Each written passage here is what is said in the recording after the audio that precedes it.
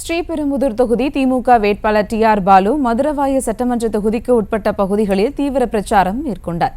அவருக்கு இந்தியா கூட்டணி கட்சி தொண்டர்கள் வழிநெடுகிலும் உற்சாக வரவேற்பு அளித்ததோடு சாக்லேட் மாலை மற்றும் பழத்தட்டுக்களை வழங்கி வரவேற்றனர். கூடுதல் தகவல்களை தருகிறார் செய்தியாளர் ஜெய்ஹரிஷ். வணக்கம் ஜெய்ஹரிஷ், விவரங்கள்.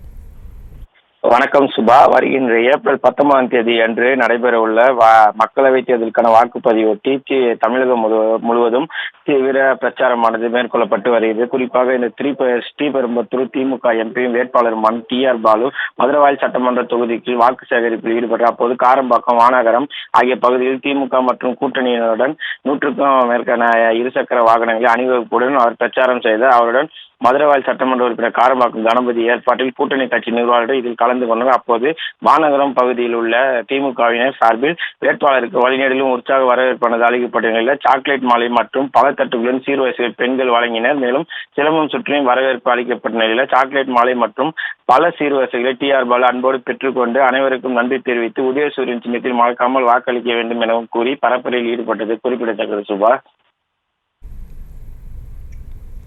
விவரங்களுக்கு நன்றி ஜெய்ஹரிஷ்.